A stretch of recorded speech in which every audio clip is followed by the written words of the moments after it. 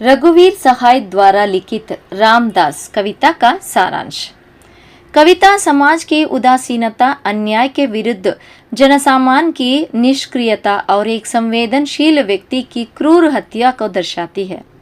यह कविता न केवल एक व्यक्ति के अंत की बात करती है, बल्कि पूरी सामाजिक चेतना पर गंभीर प्रश्न चिन्ह लगाती है।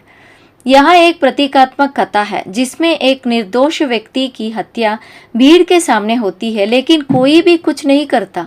कविता का मुख्य पात्र रामदास उस सच्चे नागरिक का प्रतिनिधित्व करता है जो अन्याय के सामने खड़ा होता है, भले ही उसकी कीमत जीवन क्यों न हो।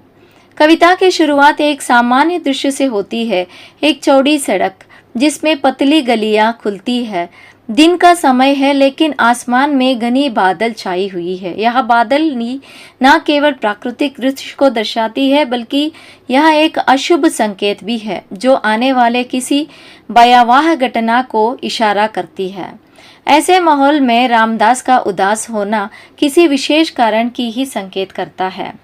रामदास को पहले से ज्ञात होता है कि आज उसका अंत समय है। उसे यह भी जानकारी है कि आज उसकी हत्या की जाएगी।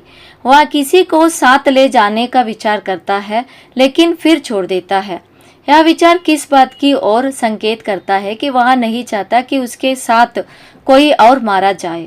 यह उसकी संवेदनशीलता और आत्म बलिदानी प्रवृत्ति को दर्शाता है। रामदास जब सड़क पर आता है तो वह बहुत लोग मौजूद होते हैं। सब मौन है, निहत्थे है, लेकिन यह जानते हैं कि रामदास की हत्या होगी। कोई आगे नहीं आता, कोई विरोध नहीं करता, सभी मूक दर्शक बन जाते हैं। यह दृश्य अत्यंत मार्मिक है, क्योंकि यह उस समाज की तस्वीर है जहां लोग अन्याय को देख तो सकते हैं, लेकिन उसकी विरुद्ध आवाज नहीं उठाते। यह भीड़ केवल देख रही है, शायद डर के मारे, शायद सुविधा के कारण, या शायद इसलिए कि वे खुद को असहाय समझते हैं। रामदास बिना डरे सड़क के बीचों बीच खड़ा हो जाता है। वह अपने पेट पर हाथ रखकर खड़ा होता है। यह मुद्रा उसकी आत्मस्वीकृति, धैर्य और संकल्प को दर्शाती है।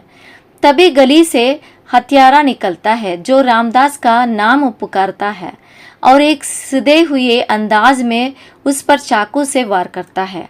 चाकू लगते ही खून का फव्वारा निकलता है, लेकिन रामदास कुछ नहीं कहता। वह चुप्पी बहुत कुछ कहती है।